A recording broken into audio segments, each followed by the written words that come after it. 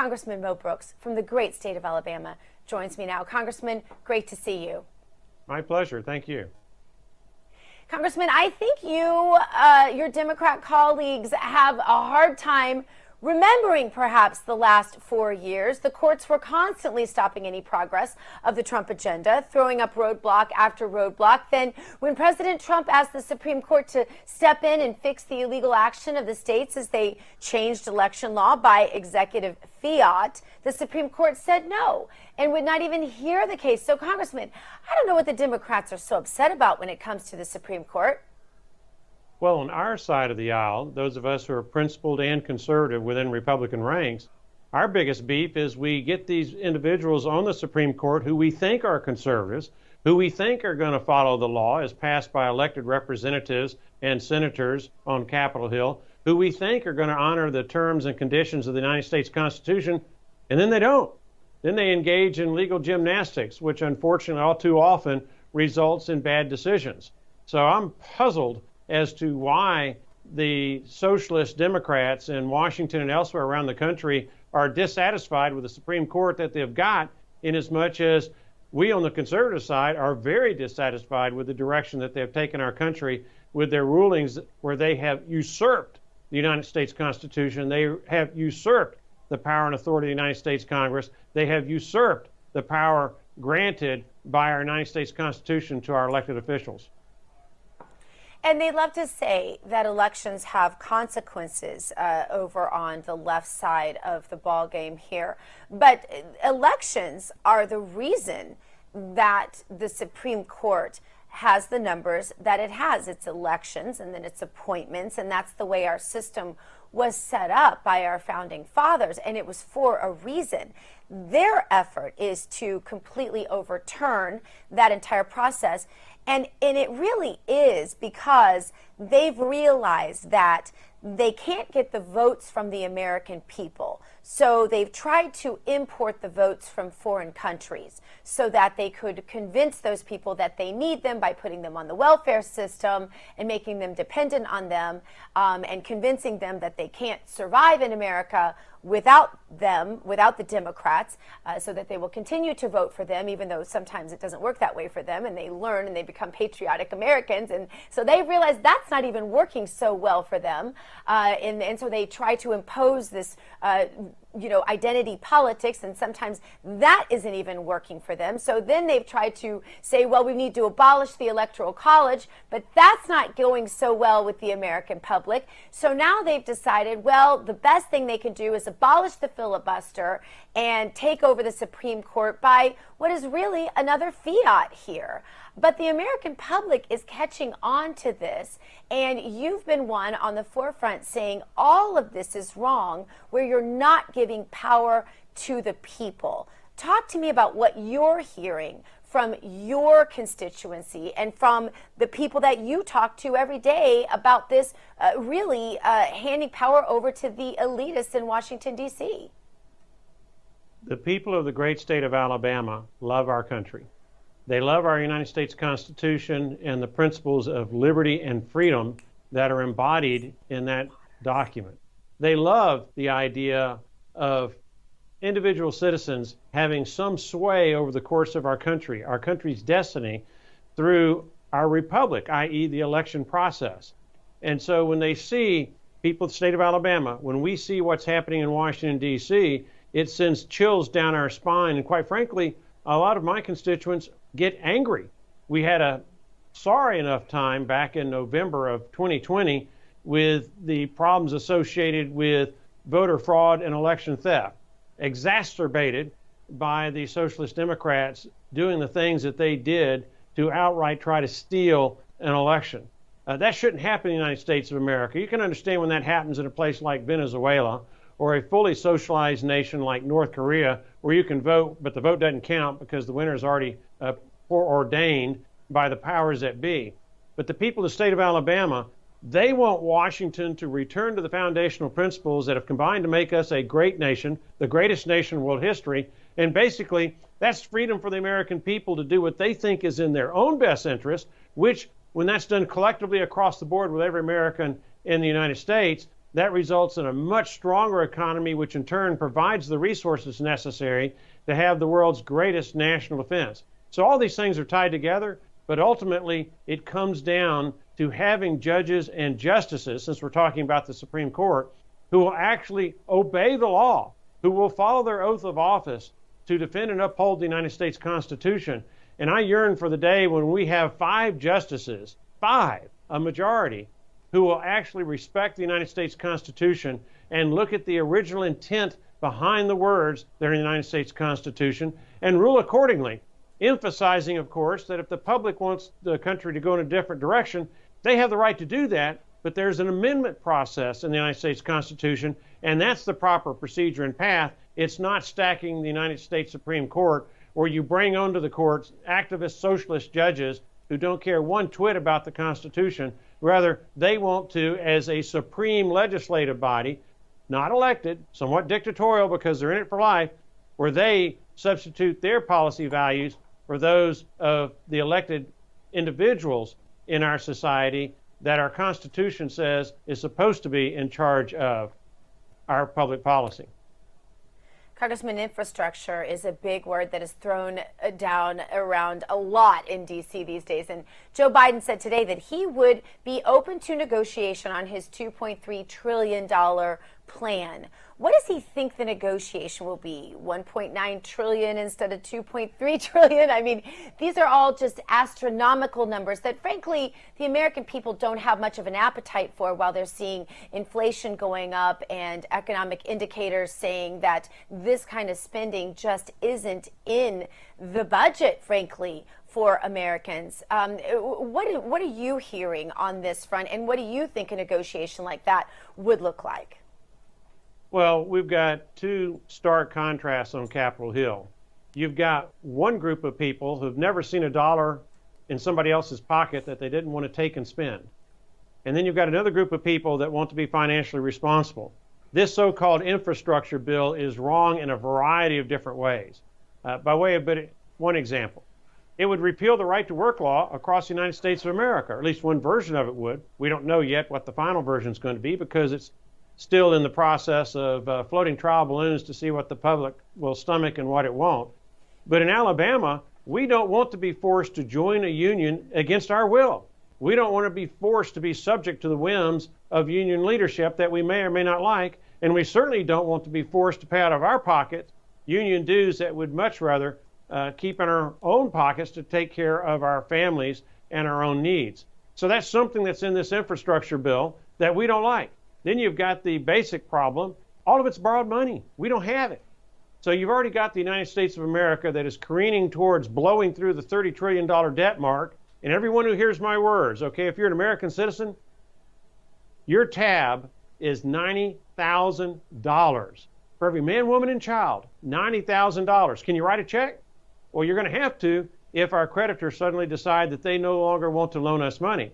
So when we get to this infrastructure bill, we have to be more responsible and look at where's the money going to come from. Just another borrow and spend debt junkie type piece of legislation is not in the long-term best interest of the United States of America. Then another problem with it is the word infrastructure. The Socialist Democrats don't use that word as the American people understand it to be. Roughly 10% or less of this so-called infrastructure bill is on transportation needs, which is the heart of infrastructure, at least as that term has been described and understood for decades now.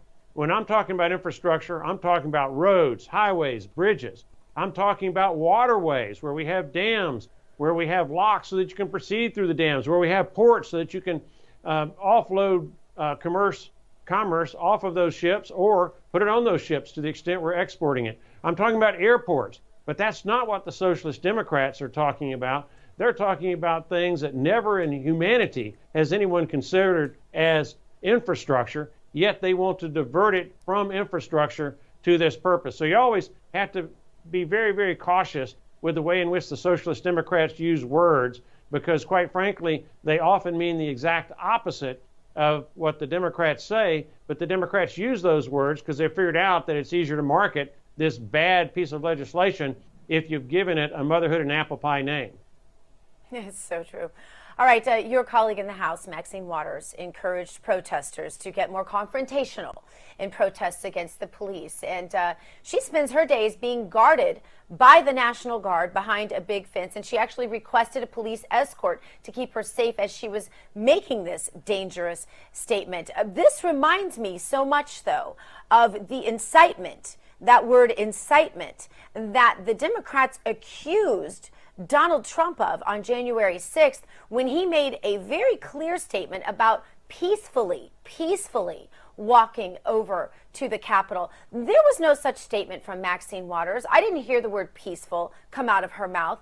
Shouldn't the accusations against Donald Trump and conservatives in general be dropped completely in light of the inciting statements made by Maxine Waters and, frankly, following Nancy Pelosi, and the fact that Nancy Pelosi has now said that she doesn't think that Maxine Waters should be impeached.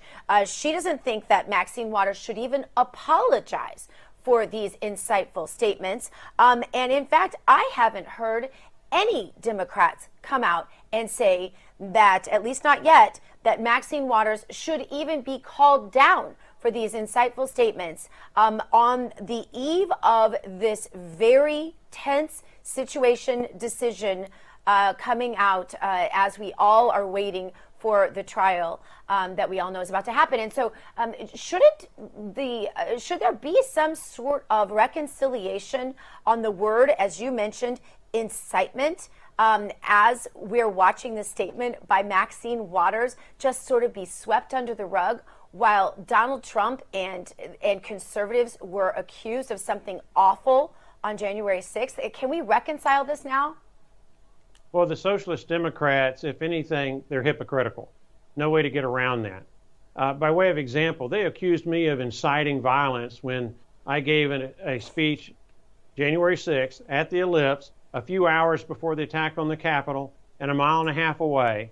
And the only thing I asked anybody to do at the United States Capitol was to chant the words USA, USA, USA, so that when they lawfully and peacefully protested, as Donald Trump urged them to do, people would know that these were American patriots. Now, unfortunately, that peaceful protest was hijacked by militant elements of various groups and turned what was supposed to be a good thing, an exercise of your First Amendment rights, into a very violent thing for which the people who engaged in that violence ought to be punished. But if the Democrats are going to be consistent, then what Maxine Waters has done also ought to be examined. Now, I haven't looked at the entire circumstances of everything that she said and the circumstances in which she said it. But having said that, and looking very closely at her words, I see enough ambiguity where I am having trouble, at least at this point, in finding where in her words she explicitly calls for criminal conduct, where she explicitly calls for riots, where she explicitly calls for arson or looting or things like that. By way of example, when she says, take our cause to the streets, or words to that effect, that could be a lawful protest, or it could be the kind of riots that we're seeing in Portland, Oregon on a regular basis, okay? One is lawful, it's a First Amendment guaranteed right, freedom of speech and protest. The other, on the other hand, where you're engaging in criminal activity, that should be prosecuted for that criminal activity. So at this point in time, I'm willing to wait and see how this unfolds. But one thing's for sure, if people tonight or tomorrow or the next day engage in riotous conduct that results in damage to property or injury to people, they need to be prosecuted to the fullest extent of the law. And hopefully, these Democrat mayors in these Democrat cities will start backing up the men and women in blue who need their support under very challenging circumstances. And those individuals who have engaged in that kind of criminal conduct will be prosecuted to the fullest extent of the law, just as those conservatives or those militant elements on Capitol Hill on January the 6th are being prosecuted to the fullest extent of the law. If nothing else, we ought to demand equal protection and equal treatment under the law for everybody. It shouldn't just be so-called conservatives that are getting prosecuted while Black Lives Matter and Antifa walk free.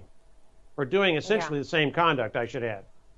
Yeah, and they're all mounting their private jets to come and incite even more. All right, Congressman, almost out of time, but before we go, I want to ask you about an upcoming event that I saw on the calendar at Mar-a-Lago here in town, President Trump's club. You have announced that you are running for the Senate seat in Alabama that will soon be vacant, and you're holding a fundraiser at Mar-a-Lago. And I've noticed that candidates from other states who support the America First agenda are having events here as well. And that is a great testament to how the MAGA movement and America First is leading the way really into the 2022-2024 elections, don't you think?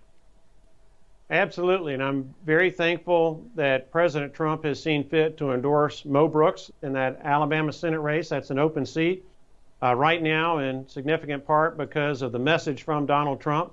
We have a significant lead over the second and third place actual or rumored to be candidates. We'll see how all that plays out, but the president, being a man of his word, is also assisting with a fundraiser that we have at Mar-a-Lago this coming Friday.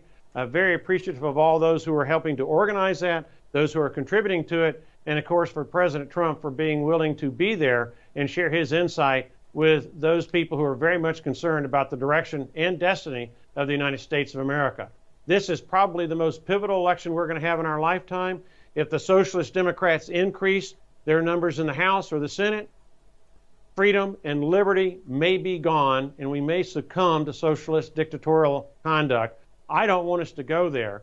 I'm going to fight in the United States Senate. And by the way, if your audience wants to help, please go to mobrooks.com, mobrooks.com. I apologize for throwing that in there, but as a candidate for the United States Senate, a person who will stand up and fight, I'm not going to be one of those wallflowers. I'm not going to be one of those that hides in the foxholes until the gunfire is over with.